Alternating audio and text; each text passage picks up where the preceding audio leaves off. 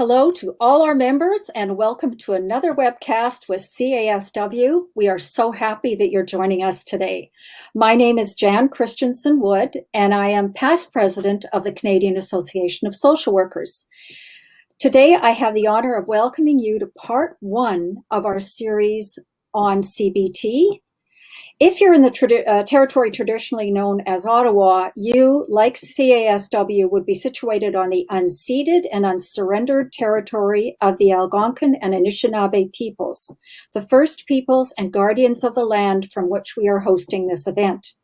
We welcome you to take a moment and reflect on the territory where you are currently located and the many nations who have cared for this land since the beginning of time. So our honored guest and speaker today is Dr. Nina Jozefowicz, the author of CBT Made Simple. Nina is a psychologist in private practice and a faculty member in the Department of Applied Psychology and Human Development at OISE, University of Toronto. So a bit of housekeeping before we start. This webinar will be approximately 80 minutes long with a 10-minute Q&A at the end. Please note that all the details you need, including how to access your certificate of attendance, find additional resources, and other housekeeping information, is found at the bottom of your screen under the housekeeping icon, the hands with the house. You can also resize and move around any of the elements you see on your screen to customize your viewing experience. So take a moment and make your screen personalized. During the presentation, I encourage you to type in your questions at any time, as we will be compiling them to ask our guest. Please also see the handout widget for additional information. With that, I am honored to turn over the microphone to our guest. Could you please begin, Dr. Jozefowicz, by introducing yourself and your work? Hello. Well, thank you so much for the lovely introduction, and it's just an absolute pleasure to be with all of you. Of course, I wish we could be in person with at least some of you, but that's just not what's happening these days. So I'm a psychologist in private practice. I teach at OISE. I write. I'm primarily a therapist, though. So a lot of what we're going to be talking about today really comes from my work as a therapist. And I think of it as being in the trenches and really needing to apply CBT to your clinical work. So I do need to say there's conflict of interest. I do get royalties from my book. I'm apparently supposed to announce conflicts of interest. So I wanted to start with a brief poll, which Alexandra is going to post for us, because I do want to have a sense of who am I speaking to.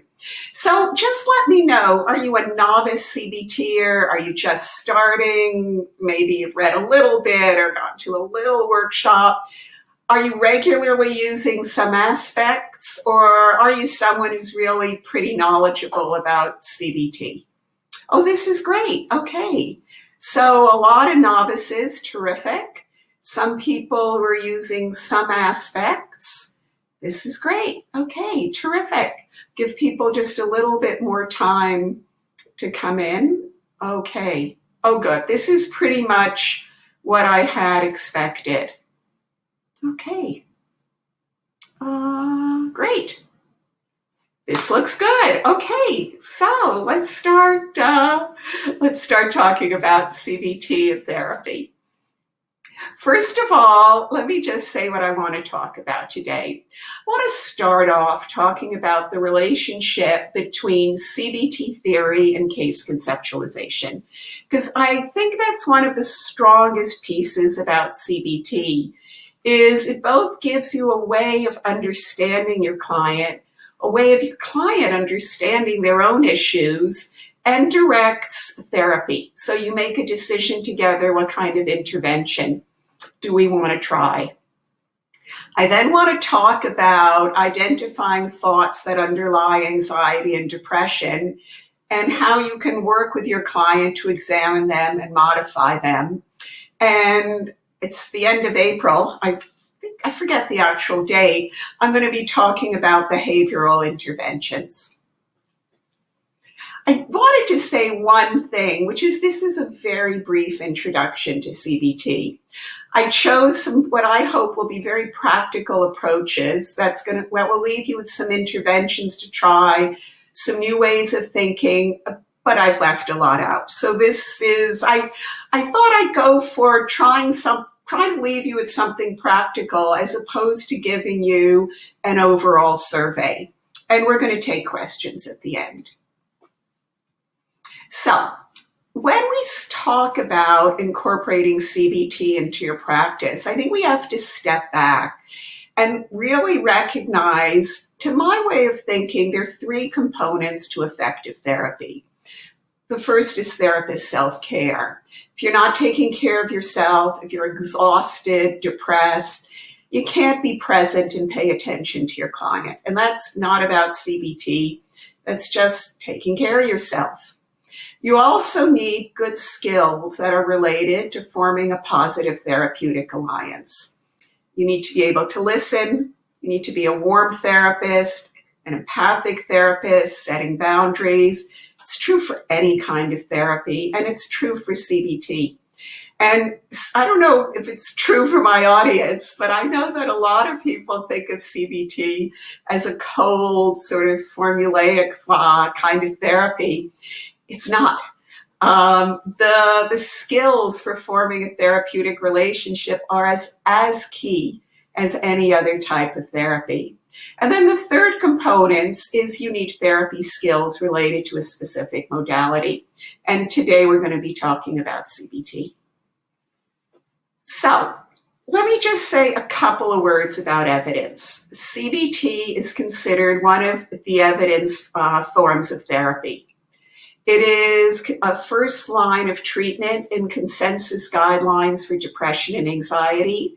And these are the guidelines put out by the Canadian Network for Mood and Anxiety Treatment, the American Psychological Association, the American Psychiatric Association, and NICE, which are the UK guidelines.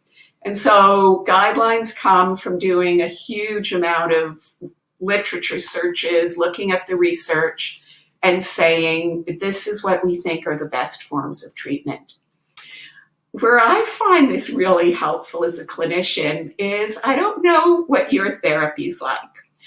I have clients where things just go really well. I'm sure you do too. But if you're like me, you also have clients where you get demoralized, you start feeling ineffective. And I find knowing the research and knowing that there's a solid background to CBT is very helpful. Because what it says to me is rather than giving up, I want to step back, maybe do some more research, take a look at some of the literature and hang in there. I just have this slide up because CBT has been shown to be effective in randomized trials for a huge, it's hard, at this point, it's hard to find a disorder or a difficulty where you won't find studies showing the effectiveness of CBT. So let me just talk a little bit about the underlying theory. CBT is called or is based on an information processing theory. And what that means is how we understand a situation, how we understand the meaning of a situation affects how we feel and our behavior. So this is the basic CBT model. And let me explain a little more what I mean. Let me give you a concrete example. An acquaintance texts you and invites you to a movie. You think, I'll have fun. We're going to like each other. Great opportunity to meet someone. You're going to feel happy. You might be mildly excited, and you're going to go to the movie. So it is your thought that drives your feelings, your physical reaction, and your behavior. Instead of thinking I'm going to have fun, you think, I won't know what to say. What if I make a fool of myself? It's going to be an awful evening. You're going to be anxious. You may have a stomach ache, a headache. You may refuse. You may say you're busy. But in order to understand the different feelings and the different behaviors, you need to take a look at what were the thoughts behind these feelings and behaviors. CBT is also a present-oriented, short-term form of therapy. The goal is to solve problems in the present by modifying dysfunctional thoughts and behavior. Now, it can be long-term, especially, I don't know if some of you are familiar with the term of underlying beliefs or core beliefs, but generally CBT is short-term and present-focused. It's also active. There are a variety of techniques where you want to actively help your client learn skills. And the goal is for your client to learn skills they're going to take with them and apply after therapy is over. And it's an evidence-based practice.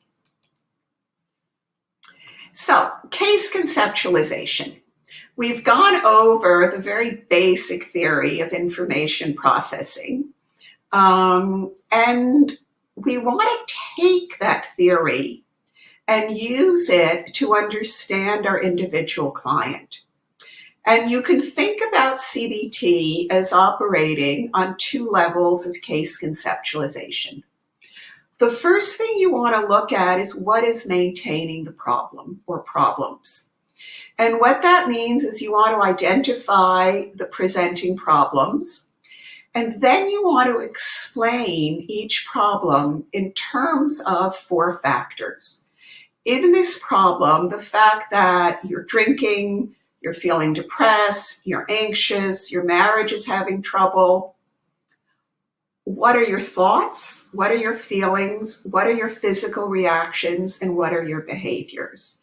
And as we separate out these 4 factors, we're able to look at the relationship between them and what feels like a muddle of problems and an overwhelming just spiral of negativity starts to make sense. And you start being able to step back and reflect on what's going on.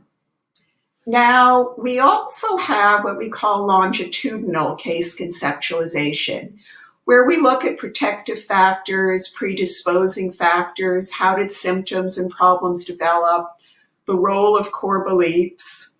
But first in CBT, we start work and try to understand what's maintaining the problem. Because I'll sort of give you a sense of a bit of the rationale. Let's say I was terribly abused as a child. It's not the historical abuse that's causing me problems right now. What's causing me problems is because of the historical abuse. When I meet people, I think they won't like me, and I think they'll be mean to me, and so I never try and respond to friendship. So we want to take a look at what's going on in the present. This comes from Christine Podesky, and in CBT we're big on diagrams. And I think that's important because a lot of people are visual learners. I know I am. And what you see here is the idea that, yes, thoughts lead to feelings, physical reactions, and behavior, but they're also all intertwined. So if I change my behavior, it will change how I'm thinking, my physical reaction, and my feelings. And I often use this diagram in therapy, and we're going to talk about it in a minute. This comes from CBT Made Simple. Those of you who've done thought records or worked with CBT in the past will recognize it as the first 5 columns of a thought record. I like to split out the looking at the 4 factors and looking at the evidence, because you don't always want to look at the evidence. And I find it helpful to have it as a standalone worksheet. But I use this worksheet a lot, where I'll be working with clients. It's the way I think. but it's also what I'll pull out, and we'll work on this together. So let's talk about case conceptualization and assessment. You would do your regular assessment. You want to take a history. You want to understand people's current lives. You would do everything you would normally do. In addition, you want to do a CBT case conceptualization. And the first thing you want to do is identify symptoms and presenting problems, and we often list them. We then want to ask people to identify what specifically are the situations that cause them problems. So if you're saying, I'm not getting along with my child, what are the specific problems? What kinds of things are you fighting over with your partner? When you're depressed, what are the situations that are increasing the depression? And then you want to understand the difficult situations in relation to the 4 factors: feelings, physical reactions, thoughts, and behaviors. So let's take a look at an example. You have a male university student. He comes in from counseling. First thing, what are the presenting problems? He's always tired, really lonely, has no friends, feeling depressed, not doing well at school, trouble concentrating. So that would be identifying symptoms and presenting problems. And often in CBT, we'll ask people to rank what's the most important. And this young man would have ranked not doing well at school and having trouble concentrating. We then want to ask, what are the problematic situations? And I just simply ask. I would say, you're telling me that, you're really concerned about how you're doing at school, you're having trouble concentrating. Give me an idea of what are some of the specific situations you find the most difficult. Or sometimes I'll say, can you give me an idea of when are you the most depressed? So for this young man, it was being in class and not understanding the prof. Often he was very depressed in his dorm with his roommate.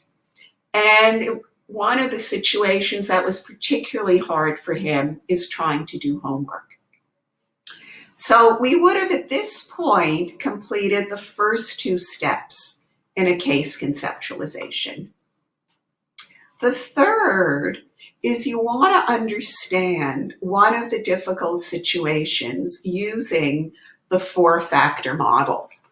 So I would say, can you give me an example of a difficult situation? So I want not just, I'm depressed when I have trouble doing my homework, but can you give me a particular time?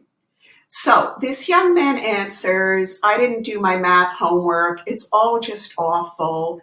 I hate school. So what's going through my head is, do I want to use, or is he thinking of, I didn't do my math homework? Is that a good example to try and understand more? Because it's all just awful, I hate school, those are thoughts. So I would say, when you say, we want to understand a specific situation, when you say you didn't do your math homework, is there a specific homework you're thinking about? And I would want to know a particular homework. I then want to ask about his thoughts or images, his moods, physical reactions, and behaviors. So let's see what happens. And I'm going to talk later about how do you ask. So, situation, this morning, sitting there trying to do homework. So the next thing I would want to know is, as you were sitting there trying to do your homework, what went through your mind? What kind of thoughts were you having?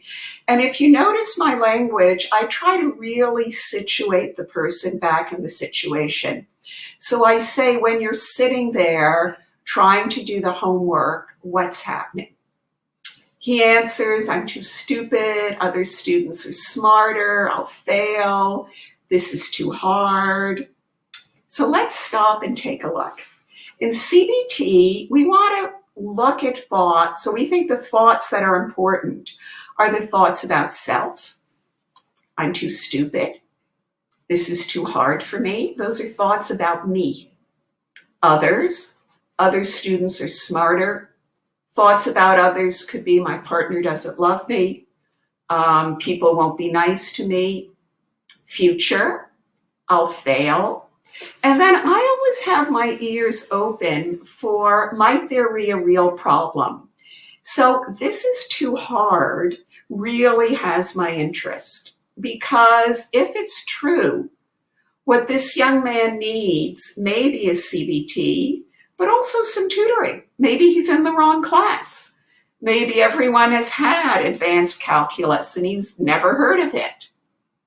It may also be a thought about self. This is too hard for me. But this starts giving me an idea of what's fueling the other factors. He says he's sad, anxious, hopeless, feels exhausted. And what did he do? He avoided doing the homework and he sat and watched TV. So I'm starting to get a much better idea of what's going on that he's finding school so difficult. So let's look at what we've done so far. You identify problems, you identify difficult situations, and then you want to focus on a specific situation and understand the 4 factors that are fueling the situation. And then you use these 4 factors as a case conceptualization so that with your client, you can agree on what's maintaining the problem and what needs to be the focus of treatment. Now, I've talked about here when he comes in and he says, oh, where's the slide I want? Well, I'll just talk about it, sorry. He says, tell me about a specific situation. We are doing case conceptualization not just in the beginning of therapy, but throughout therapy. So a client will come in and I will say to them, bring me up to speed on how you're doing and what we need to focus on. And we could be 3, 4, 6, 8 sessions in, and he might say, I hate school, I couldn't do my homework, everything's just terrible. And I would say, can you give me a specific situation of what's been so difficult for you? And then we would try and understand it in terms of the 4 factors. So how do you identify the 4 factors? First of all, you ask, right? You say, I want to understand what's going on, and I will often pull out the 4-factor diagram, or I'll pull out the understand your reaction worksheet and say, I want to understand what's happening in terms of your feelings, physical reactions, behaviors, and thoughts. And often when we start to tease them out, it's easier to understand what's going on. I often repeat the thought or whatever we're working on. So I will say things like, so I hear you're thinking no one likes you, anything else? And then you pause.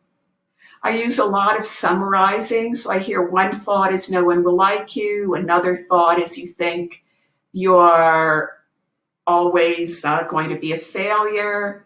Other thoughts. I think of it as using empathic reflective listening, except instead of just listening for feelings, I'm also listening for thoughts. You also want to be curious. What did this mean to you when you were having so much trouble doing your homework? What did it mean to you? Did it mean anything to you about you? When your friend didn't text you back, how did you understand what that meant? Oh, it meant she doesn't like me. It means everyone's going to know in school that we didn't go out. When your partner came home drunk, help me understand what was the most difficult part.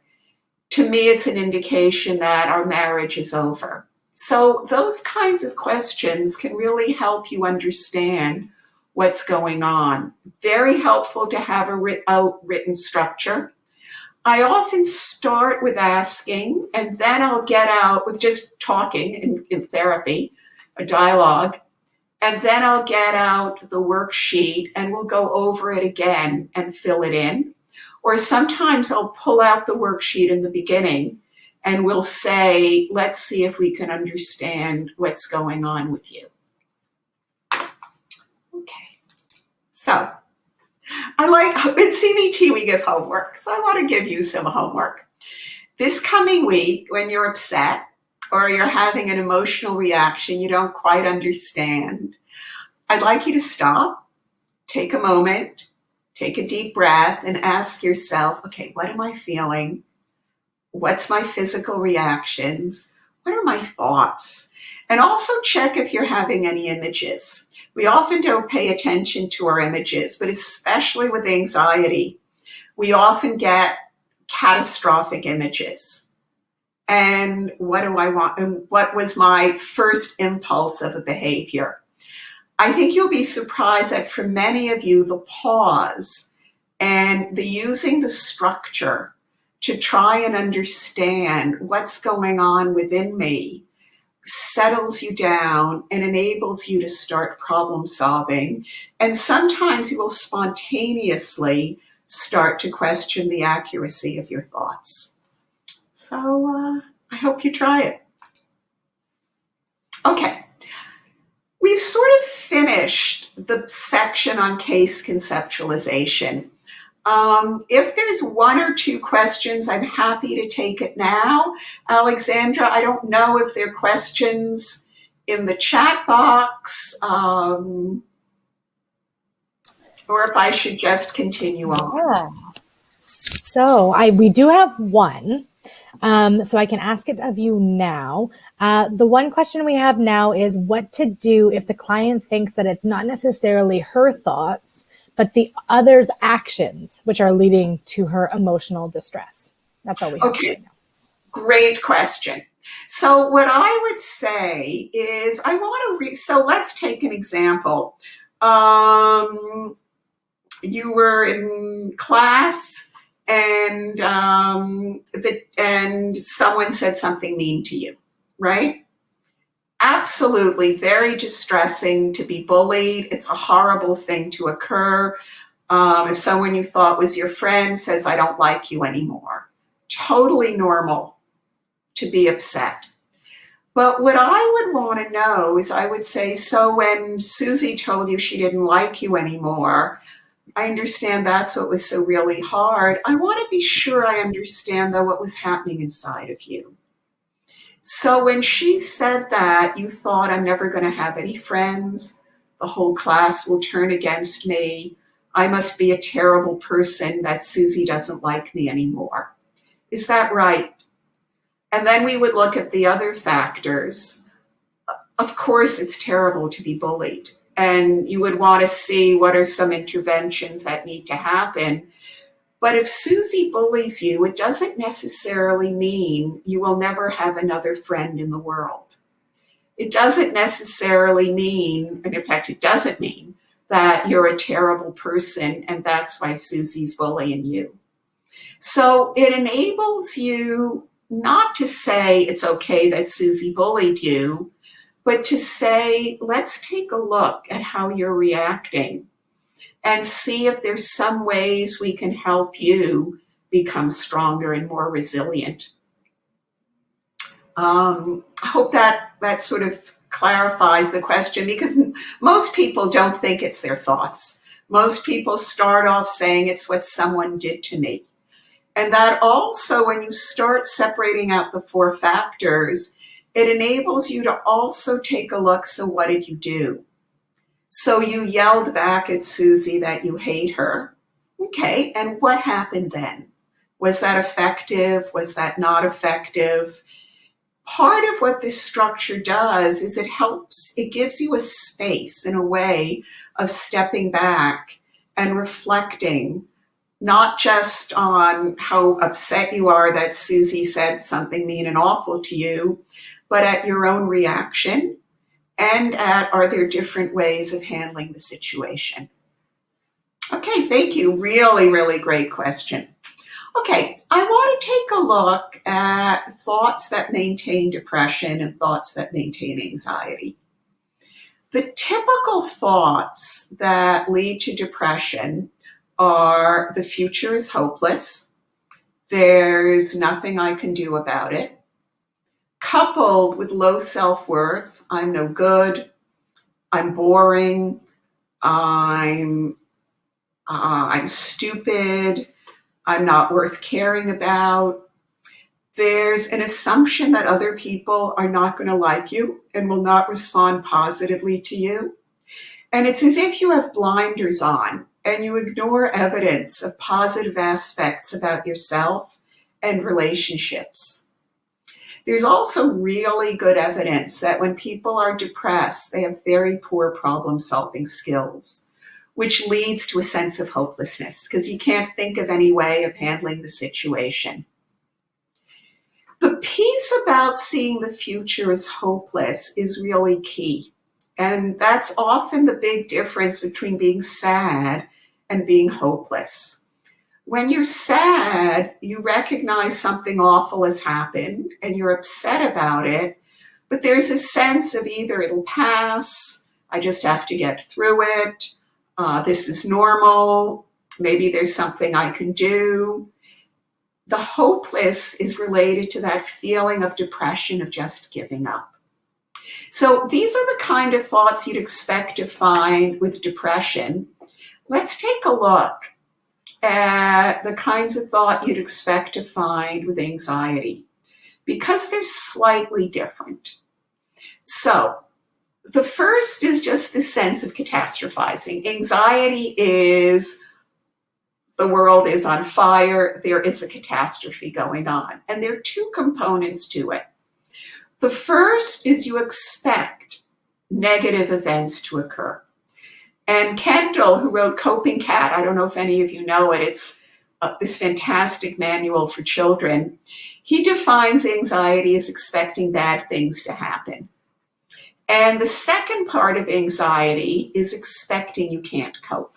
I want to show you what I think is a really neat equation that it comes from Christine Podesky. So you can think of anxiety as an equation. On the top is danger, or an overestimation of how difficult a situation will be and the likelihood of a really negative event occurring. And at the bottom is an underestimation of your own capacity to deal with the situation and an underestimation of the amount of resources you have to deal with the situation. Because if you saw something as difficult, but a challenge, right, you wouldn't be anxious. It would be a challenge. If you thought, oh yeah, I have to go up ballooning, but I know how to jump out of a parachute, you're sort of excited, but you're not overwhelmed with anxiety. You're overwhelmed with anxiety when you think you can't cope. So what that means is you expect to see thoughts about danger and your own capacity to cope. So let's take a look at this. Let's go back to our client. He's sitting at his desk with his math homework. Whoops, sorry folks. He's sitting at his desk with his math homework. He's feeling sad, anxious, and hopeless. Now, you'll notice I have ratings next to the feelings. We often ask clients to rate feelings, which for those of you who don't do CBT may feel like a bit of a weird thing to do. I have found it hugely helpful. For one thing, it cuts into this all or nothing view about your feelings. It's not that you're anxious or not anxious. It's that you're anxious at a 6 or you're anxious at an 8. And same with other feelings. And what we ask people to do is to think of a time when they were, let's say, the saddest and give that a 10, and to think of a time when they were least sad or happy and give that a 0, and then a time with a 5, and then to rate how sad or anxious or hopeless they were in that situation. And my own experience is, first of all, it encourages self-reflection and takes clients out of that whirlwind of distress. The other thing it can do is either help clients recognize that they're more upset than they thought they were. I've worked with a lot of abused women who tended to minimize what was going on. But when I said, how upset were you? How sad were you? It was an 8 or a 9, that this was a serious situation. And then on the flip side, I've had many clients who've been able to say, you know what? I realized I was only anxious at a 6. I could cope with this and I could go to the party, or I could not have the drink, or I could tell my friends I was gay. That even though I'm anxious, this is a manageable amount of anxiety. So this young man is sad, anxious, hopeless, exhausted. He stared at his homework and turned on the TV. And then here are his thoughts. So we would have this. We would have written it out together. We would look at it. And we would spend some time, I would spend some time talking with him about how, if these were your thoughts, it makes sense that you stared at your homework and then turned on the TV. So that already shifts him from what's wrong with me that I'm not studying to it makes sense given that this is what I'm thinking. The next thing you want to do is to explain that you want to look for evidence. What happens with thoughts, if we look at these thoughts, is they're what we call automatic thoughts. They happen very quickly. They're just underneath our awareness, and we don't question them. We assume they're accurate. And especially when we have strong feelings that go with them, they feel true. And so what I would say is exactly what I just said. I'd say, I see you have all these feelings that fuel your desire to just put the homework aside and not do anything. But often what we think are automatic thoughts, and they're thoughts we have without ever really stopping to sit back and think about, is there really evidence for them? Do they really make sense? Sometimes they come from previous experiences and made sense with the previous experience, but don't really make sense anymore. And then I go on to say what I'd like to do is choose one thought for us to focus on. And I want us to choose the thought which really seems the most central to you and is the most related to your distress. And then I'd like us to step back and take a look at the evidence both for and against. So we would go back and look at this slide, and I would say to him, when you look at your strongest feeling is sadness, what really seems to fuel the sadness? And this young man said, I'm too stupid. And often in therapy, it's very clear which is the central thought. And sometimes there are more than one thought, but you can't look for evidence for more than one thought at a time. So you can't look at I'm too stupid and other students are smarter. It's a different set of evidence. So this young man chose I'm too stupid. I think it's really important to do the first thought record, or to do the first looking for, and it's sort of called the thought record, to do the first looking for evidence in therapy, because it's hard.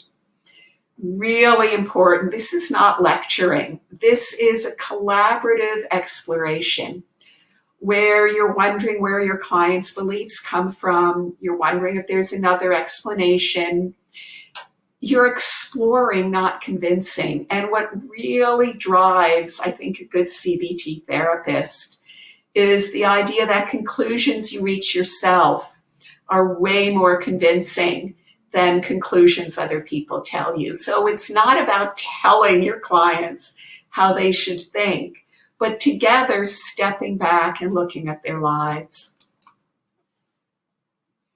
This is one, and usually you write with your clients. You can write, they can write. Writing kind of helps people get into the zone of, I'm curious. Let's write down what I found. It also means you have something you can give them at the end of therapy. This worksheet comes from CBT Made Simple, and you can get it as part of the handouts. I sometimes use this worksheet, and sometimes I just will get out a piece of paper and draw this. Just put the main thought on top, especially the first time when we haven't talked about conclusions. One line for evidence for, one line for evidence against. Now, you start with the evidence that supports the negative thought. And I just say, when you say, I think I'm too stupid, what makes you say that to yourself? Do you have any evidence that makes you think that? You need guts to say that. I find there's always part of me that thinks, oh no, what if there is no evidence on the other side? Now, there is sort of like, there always is evidence. You don't go into this unless you know you've got some evidence in your back pocket. So, for example, in the course of taking a history with this young man, I knew that he passed high school with B's, that he was an average student, that there's sort of no reason to think he's too stupid to take a math class at university. I usually have some information in my back pocket. And sometimes it comes from their history. Sometimes it comes from what people have told me about themselves. Sometimes it just comes from knowing the world. If I have someone in my office who's telling me no one is ever going to like me, and they're a reasonable person, I know that's probably not true.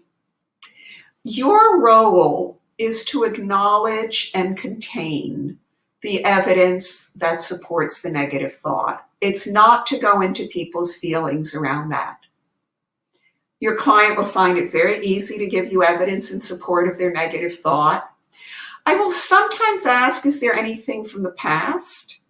I may want to wait until the second or third time we do this because I want to make sure that I finish looking for the evidence, because I don't want to end therapy looking at evidence for a negative thought. So I also start this when we have enough time to get through evidence for and against. So, evidence I'm too stupid. I'm struggling with my homework. I don't always understand the prof. I was only a B student in high school. Math isn't my strong subject. So we would write this down, and I would not say, tell me more. I would say, okay, so when you tell yourself I'm too stupid, the kind of evidence you give yourself are what we've written down here. Struggle at homework, and I would summarize it. Don't understand the prof, B student in high school, and math isn't your strong subject. Hugely important to get it out there, because part of what happens sometimes is people will say, you know what, that's not that much evidence. Or they will say, oh, I thought there would be more. Sometimes there is a lot of evidence, right? In which case you acknowledge it and you say, so there's a lot of evidence that would support your belief. Let's see if there's any evidence against it. And again, you're not cheerleading. So this is hard for your client. Hang in there and expect it to be hard. So my first question is usually, any experiences that don't support this thought? People say no, nothing. So your heart sinks a little bit and you go, oh no. But you hang in there and you say, I'm wondering if you think about, your thought, I'm too stupid, anything that you know about yourself or anything that's happened to you that might make you think, I'm not too stupid to understand this math. No, I'm not too sure. It can really be hard, a lot of floating questions. What you don't want to do is dive in and say, I know you did well in high school. I know this is a tough math class. I'm sure you're smart enough. But you can bring in your own knowledge. So, for example, I know math classes are hard and many people struggle. So I might say something like, I'm sort of curious, is this an easy class? Is this a hard class? Okay, so you're saying it's a hard class. Is that right? Okay. So when you think it's a hard class, does that put the fact that you're struggling in perspective at all? You can use you sort of ask any information that suggests this thought isn't always true, any information you're ignoring. You can use your knowledge of your client's strengths. You can say, for example, if I knew he had completed previous homework, I might say, well, what about previous homework? How has that gone? Okay, so you completed previous homework. Is that right? What does that say about being too stupid? What I don't want to do is say, I know you completed your previous homework, so therefore that would mean you're not stupid and can manage. You want to question, did you do your previous homework? Okay, so you did your previous homework. Tell me about that. You also want to shift perspective. What would you say to a friend? Right? If you knew everything about yourself, right, and you were a friend, what would you say to a friend who thought they were stupid? If you were feeling more positive, what would you tell yourself? If you were in a better mood, what do you think a friend would say to you? What do you think a family member who cares about you would say to you? One thing that happens is memories are stored in what we call affective networks. And it's always easier to think of a negative example. Think of someone in your life you're sort of vaguely maybe a little annoyed about. I don't know, maybe a friend didn't call you back. You're sort of minimally annoyed. But then you think about it and you remember other times they didn't call you back. And maybe you remember a time when they forgot it was your birthday. And maybe you remember a time when they didn't say something very nice to you. And the negative memories snowball. It's the same thing with positive memories. If I start thinking about times when I was able to cope at school, I will start thinking about other times and the memories will grow. The issue is, how do you make evidence emotionally compelling and not have it just be an intellectual endeavor? And what happens is clients often minimize by quickly going over evidence that doesn't support their negative automatic thoughts. And so your job as a therapist is expand the evidence by asking for details and examples. And I often repeat the evidence out loud and then pause and consider it with my client. Let me give you an example. So here we have the I'm too stupid. So the evidence against is, I said, anything that makes you think you might not be stupid. No, nothing. Well, I'm sort of curious, what about your assignments? Have you completed them? Yeah, I guess I've completed some assignments. Not very convincing, right? So I would then want to know, when you say you've completed some assignments, tell me more. Well, I guess I've completed all of my assignments. Okay. And how did you do? Did you fail them? Did you pass them? Well, I guess I passed them. So I don't know if this is popping up enough on the PowerPoints, but you move from have completed assignments to have completed all of my assignments with at least a C grade. It would then enable me to say, okay, so I hear you completed all of your assignments and the lowest grade you got was C. Is that right? So if you see, I'm repeating it, I'm pausing it, and I'm allowing it to sink in. I had to work hard, but I did the homework. Can you tell me more about it? How did you work hard? So I hear when you worked really hard, you were able to do the homework. Am I right? Huh. And sometimes I'll refer it back early on to the belief I'm too stupid.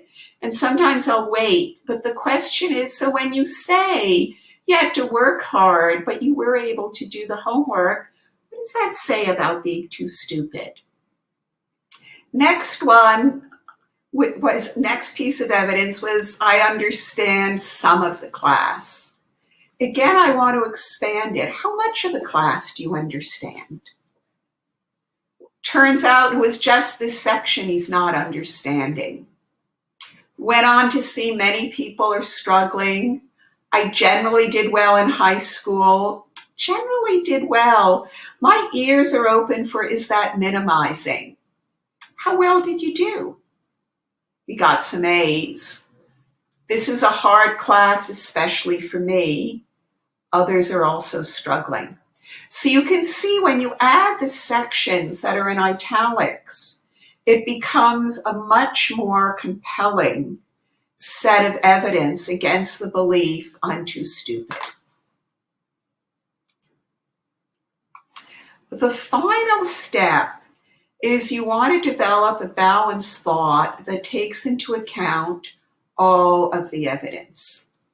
So what I would say at that point is, well,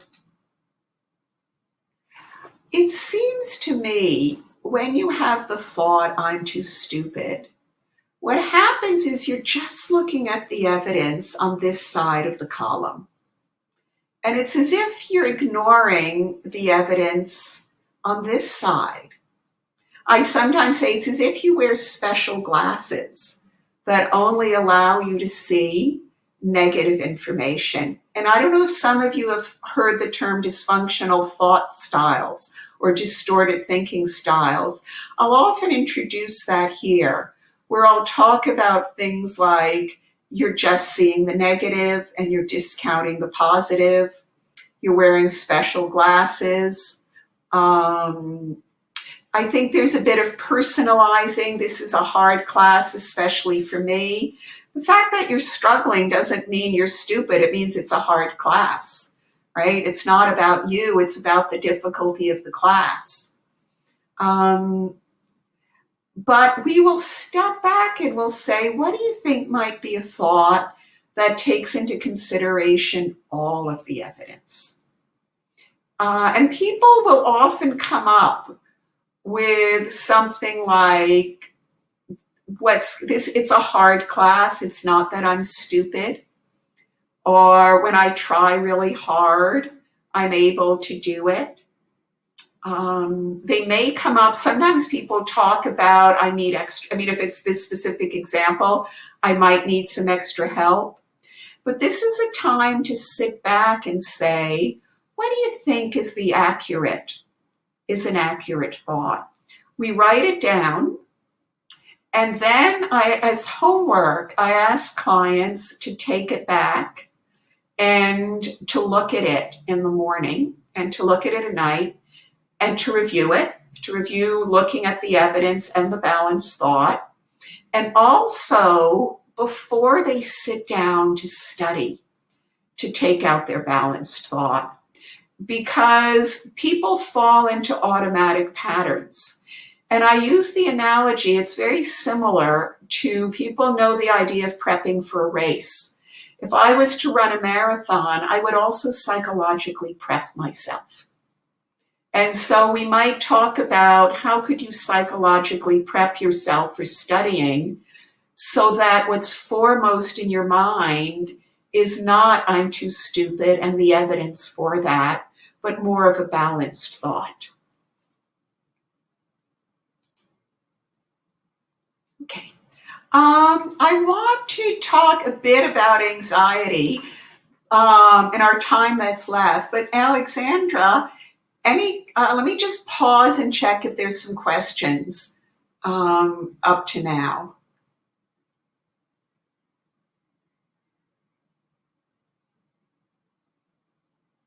No. No? Okay. Let me go on then. I want to talk about special considerations for anxiety because they're slightly different than for depression. So if you remembered, I'm just going to go back and take you to this slide. What we're looking at for anxiety, where is it?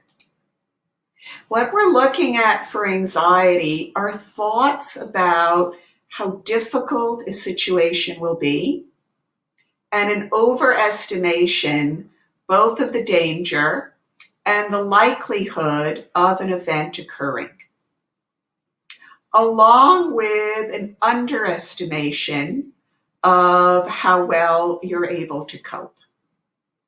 And when people tell me I'm anxious about a social situation, I'm anxious about a work situation, whatever it is that's fueling their anxiety, what goes through my head is, I want to know what bad thing are you expecting to happen?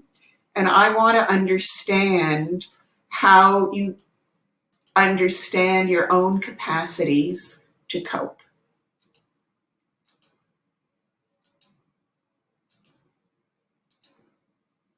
Okay, so the first thing you want to do is you want to start with identifying specific fears. And you start with wanting to know, what are you worried will happen? Because people often say it'll be a catastrophe, I'll make a fool of myself, which is different from I'll stumble and have trouble speaking clearly. So the first piece you want to do with anxiety is you say, what I'd like to do, I hear you're really anxious about going to this party, or I hear you're really anxious about giving a talk, or I hear you're really anxious about about getting through the evening and not drinking. I hear you're really anxious about raising a particular issue with someone. Can you tell me can you tell me what you're worried is going to happen? And let's make a list. And the more specific the list, the more helpful it is. So I want to start with asking you all to think of a situation which you have some anxiety that's in the future, and see if you can make a list of what it is you're worried is going to happen. And while you do that, I'm going to tell you about a client. This was a woman, a nurse, who, I don't know how many of you remember SARS, but she had been off work for mental health reasons during SARS and had to come back, and was extremely worried about going back. And so we made a list of what some of her fears were. One of the fears was she wouldn't be able to find parking. One fear was they would have changed the protocols around giving some medications and she would make a mistake. Another fear was she wouldn't know any of the new nurses and maybe she wouldn't fit in. And another fear was that she would have forgotten how to do some specific, that she would have forgotten how to do some things. So we became more specific, and it became clear there were some things she knew she would know how to do, but there were some specific concerns about how to do some of the more complicated interventions. So one of the things that often happens when you list what are you worried about is it automatically leads to problem solving. Because when we had the worry, I won't know how to do some of the new specific protocols, it became clear she wanted to figure that out before she went back to work. And so she contacted her head nurse, and they figured, and she talked to her and made sure she would be taught how to do it. It also became clear as we made a list that some of the worries were really pretty minor. Like when she said, I won't find parking, she was able to very quickly say, no, that's ridiculous. Of course I'll find parking. So we were able to sort out what were real worries that you want to problem solve for, and what were worries that were possible that were fueling her anxiety. So I don't know if you've all had a chance to think about an upcoming situation and what might be fueling, what are the specifics that might be fueling your own anxiety. So once you have that, you then want to take the worry and take a look at how likely is this worry to happen. And you want to rate it from 0 to 100.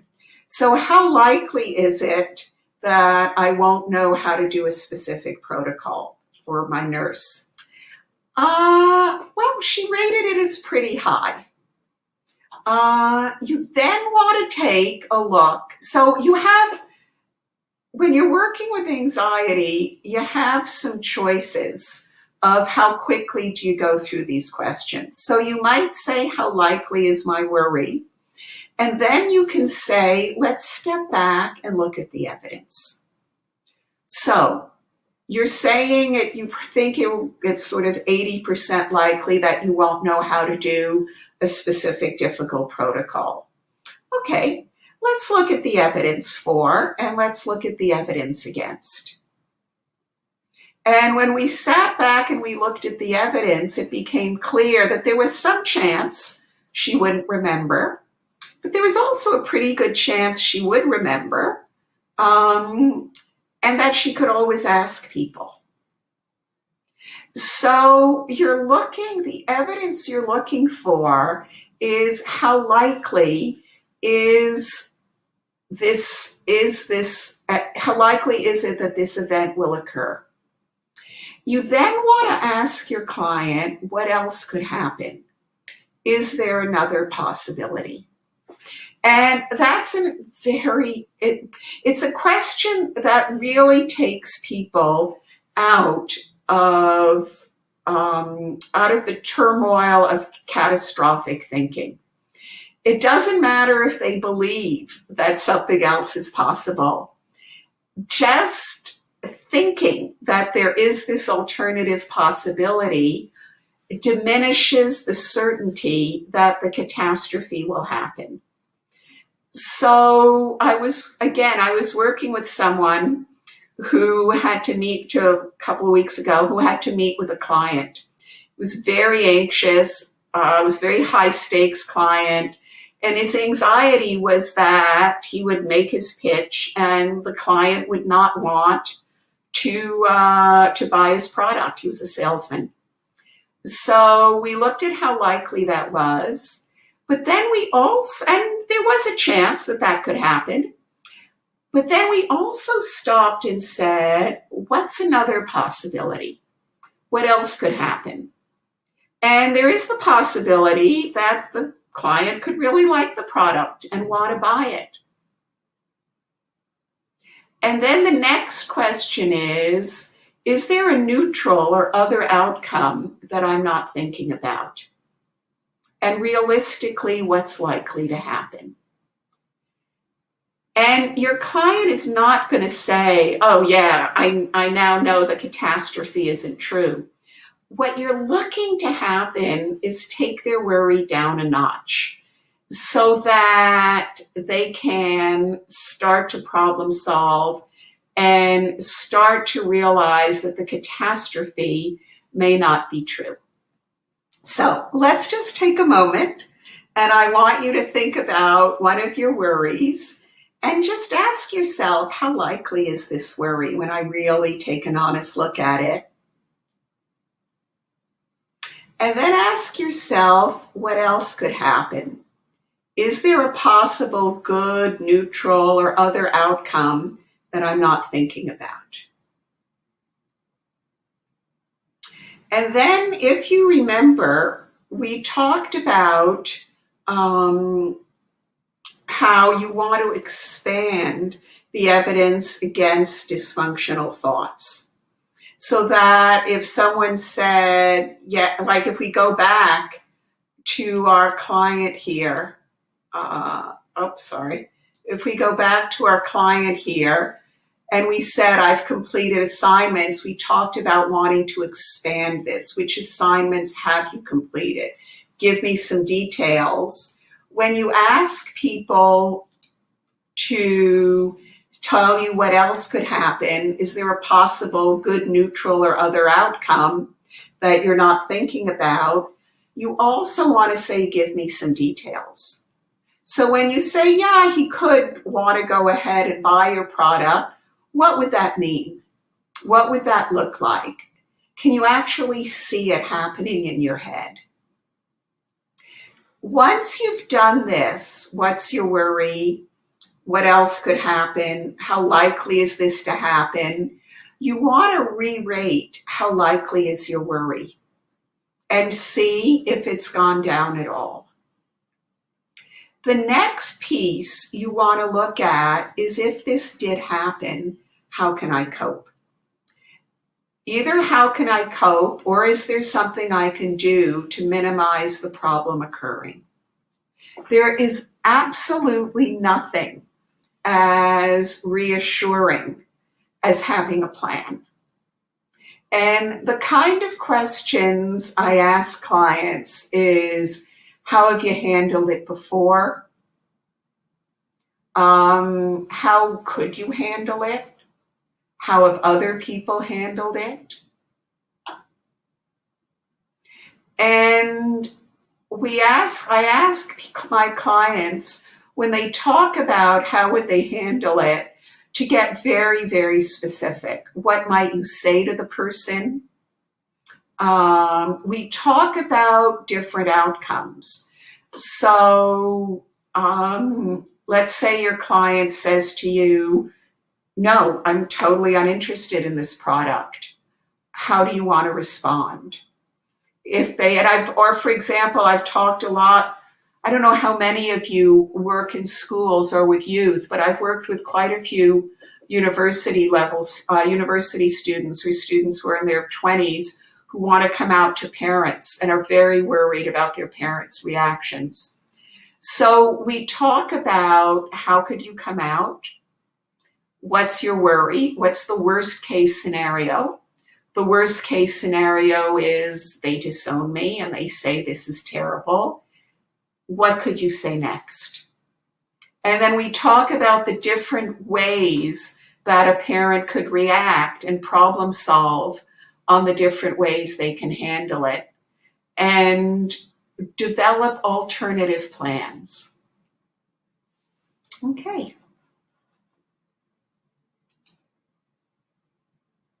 So, think about the anxiety model to yourself.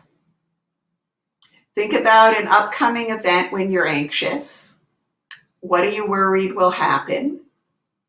What's your worst case scenario?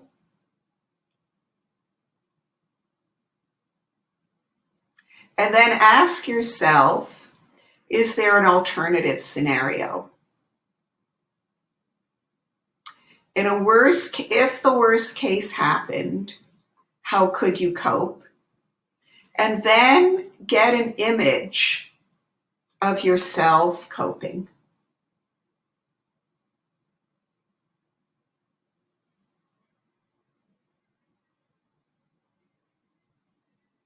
I wish I could see some of you to get a sense of, is this making sort of, is this making sense to you or not?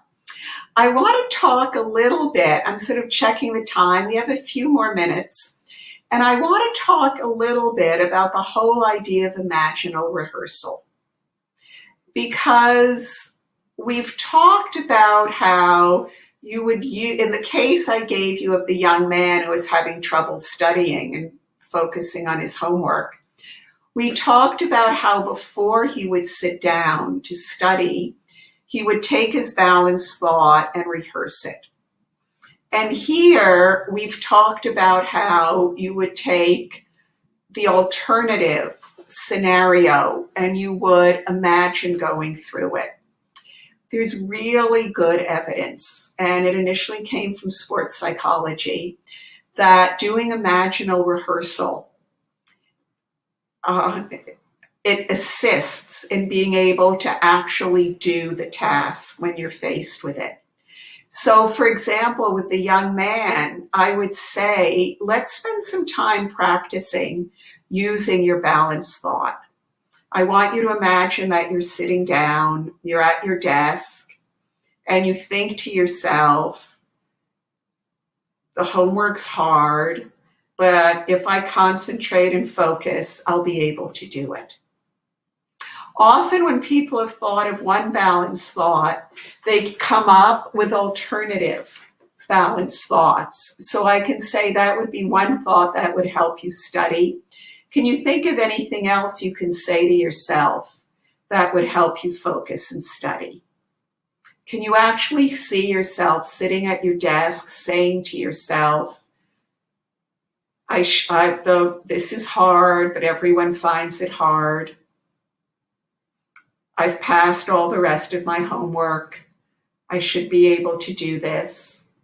Or for example, with an anxiety model, can you see yourself? And then we paint the picture of them handling their worst case scenario. Especially with, well, not just with anxiety, I take people through the imaginal rehearsal 3 times. Because what I found is the more you do it, the more solid it feels. So I might say to someone, can you imagine, let's take an anxiety situation of, let's say their fear was they would tell their parent that they were gay and the parent would get really angry and they wanted to just look at their parent and say, I'm so sorry you feel this way.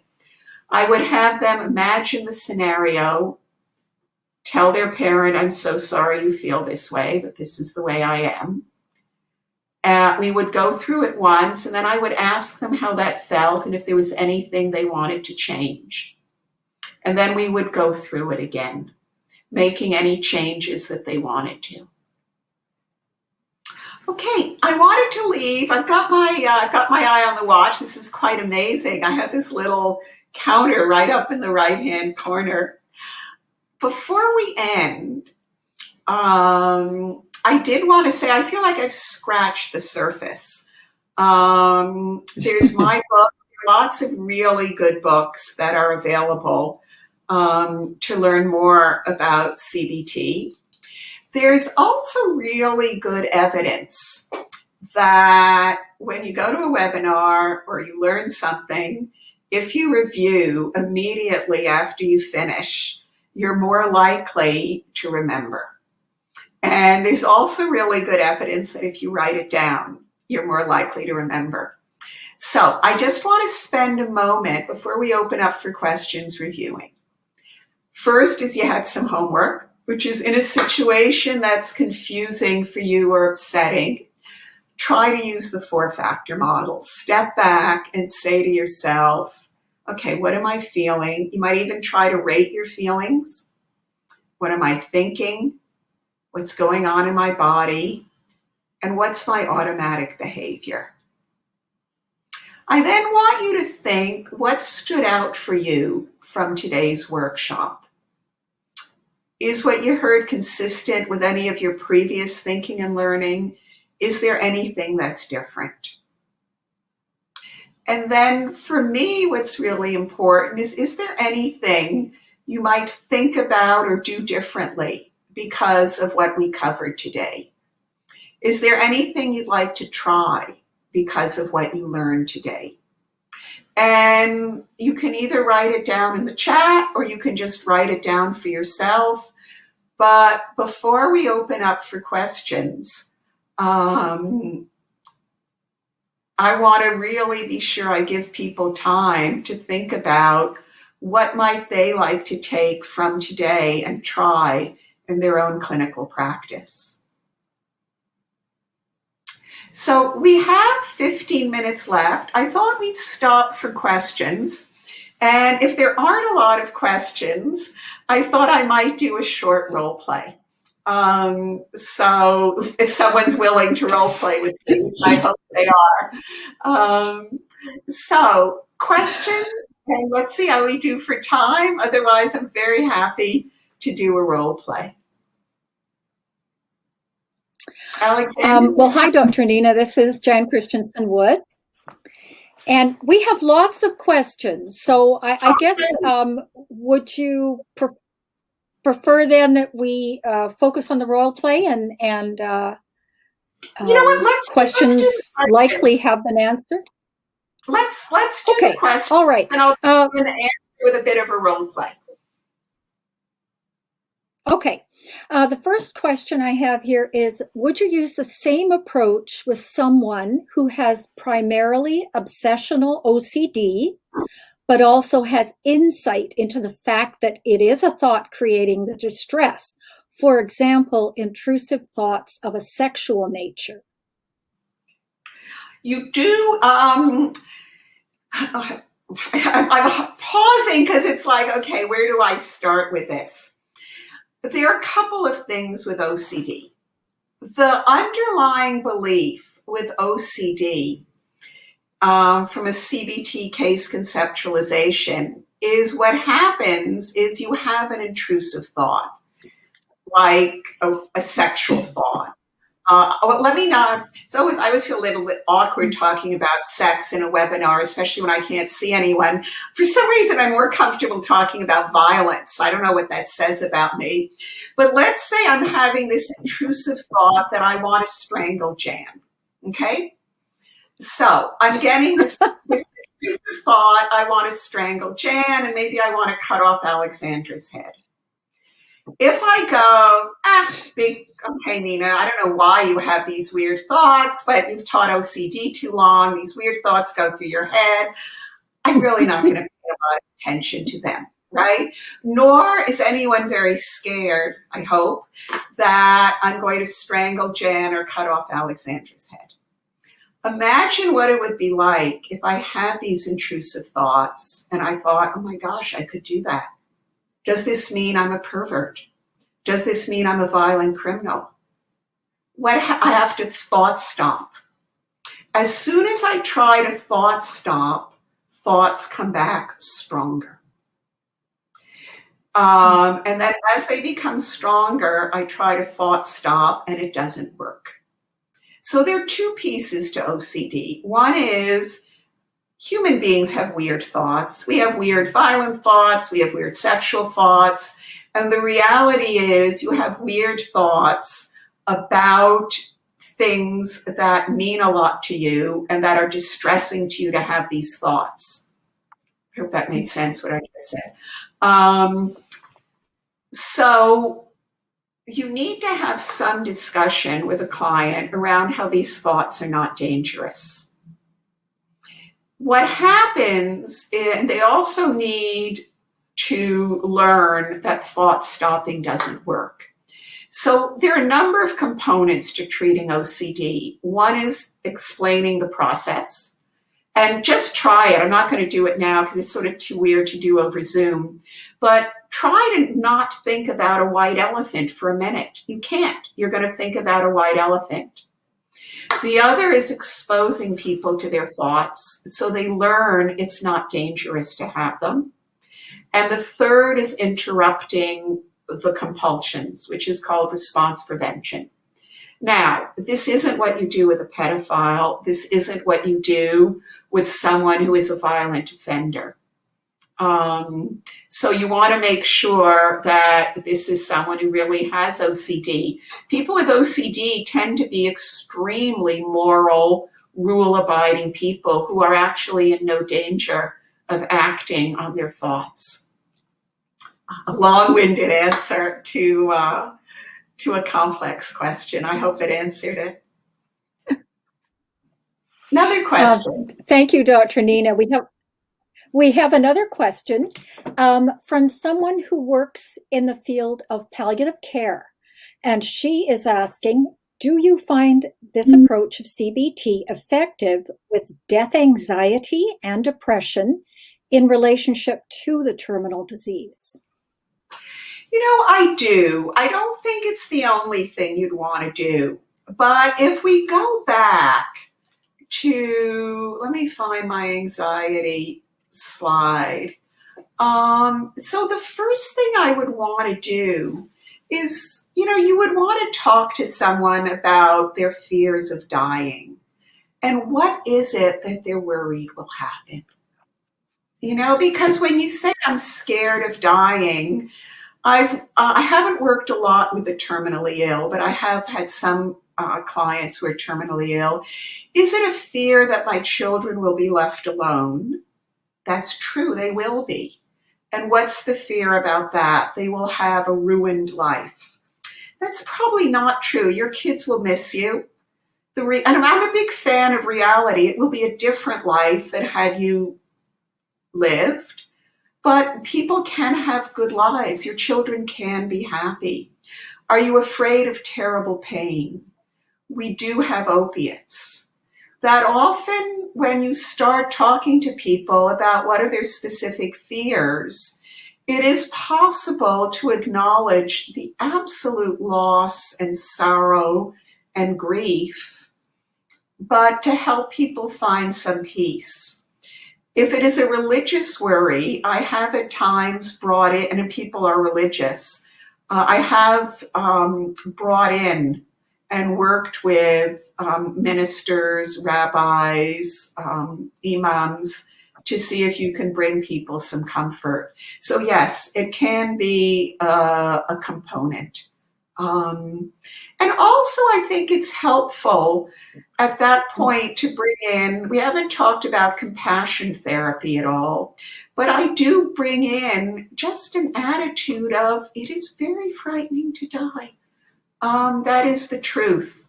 And to try and be with the person in that fear, and that, it can be acknowledged, this is really hard. And we want to try and do whatever we can to make it okay for you. And it does take courage to ask someone. Yeah, go ahead. Oh, no, it's okay. Finish. Sorry, Dr. Nina. No, I was going to say, it's hard to ask someone who's dying, and you say you're so scared of death. Help me understand. I would say, help me understand what's the worst part for you. I want to hear, I'm there. Another question? Yes. Actually, one that can relate, I think, in some way to the one that you've just answered. Could it be useful to do such exercises in the third person? For instance, Amanda might make a mistake versus you might make a mistake. This social worker is saying, I've heard this can help people see situations more objectively and neutrally. So if I understand the question, it would be saying something like, I hear you're just being so hard on yourself that you did this act, right? And you somehow can't forgive yourself. Often there were very bad consequences to the act. And sometimes we do things and there are terrible consequences. I do know people who made a decision to see family during COVID, and either they got sick, for example. So I think you want to do a couple of things when people are feeling very guilty or very regretful. Is you want to go back and say, when you made the decision to go see family, even though it was COVID, what were you thinking? And people made the decision thinking it would be okay. And the reality is there are no guarantees in life. Lots of people are seeing each other during COVID. Some people are getting sick. Many people aren't. I know we're in lockdown now, but there've been periods where you could bubble with people. People usually make the best decision they can at the time in a context where life is uncertain. So I think that is really important, and I say that to my clients. You couldn't have known what was going to happen. And then the other piece, which I think the social worker is suggesting, is to say, you're being so hard on yourself. You're saying I shouldn't have made a mistake. Would you say people generally should never make mistakes? What do you think about the fact that human beings make mistakes? Does it happen? So I think it could be very helpful to have that kind of a discussion. I think the issue is to make it as collaborative as possible. Really interesting question. Thank you. Yes, and here's another very practical and very timely question. Do you have any suggestions for completing thought logs when you are doing phone sessions? Really good question. So what I would say is, well, first of all, I would want to know, is it possible to email someone a thought log, right? Or is it possible to text it to them? Because, you can use that technology. Sometimes it is and sometimes it isn't. So what I would say to them is something to the effect of, I hear when, I just have the case I used on my mind. So I say, let's say we were on the phone with the young man who was having trouble with his homework. I said, so I hear you're really having trouble sitting down and doing your homework. Let's see if we can understand what's going on. And I would explain the idea of separating out thoughts, feeling, physical reactions, and behavior. And what I would do in that case, if there really was no capacity to send him something, is to say, let's write down feelings. What were you feeling? So and he would tell me. So I'd say, so let's both write down you were feeling sad and you were feeling angry. And then let's write another column and call it thoughts. What were you thinking? Let's both write it down together. And I would really be doing a lot of summarizing to be sure we both had the same thought log. And I might, or if he wanted me to do the writing, I would then either email it or text it to him. Thank you. That's very helpful. And I'm very sorry to say that we are almost out of time. Thank you so much for Dr. Nina, for everything you've done and all the encouragement, particularly for those of us who knew very little about CBT going in and now know more, and for those who are practitioners and would find this, I think, a helpful boost at this time of pandemic. I'm encouraging people to come back and access the website for your certificates of attendance. This presentation will be up on the CASW website within approximately an hour. and use the same link that you've used today to access the live presentation. Thank you, everyone, and for so many of you who have spent some time with Dr. Nina and heard the information that she's presenting and the encouragement to those of us who are therapists and to those of us who aren't. It always helps to know more, particularly when you're accessing information that you want to provide to someone who is looking for guidance in a difficult situation. Thank you again very much. And CBT continues in 3 weeks. Thank you so much, Dr. Nina. It's been great having you today. Thank you very much. I wish I could have been with you more in person, but it was just lovely working with all of you. And thank you for your kind words, Jan and Alexandra. Thank you for your huge amount of help.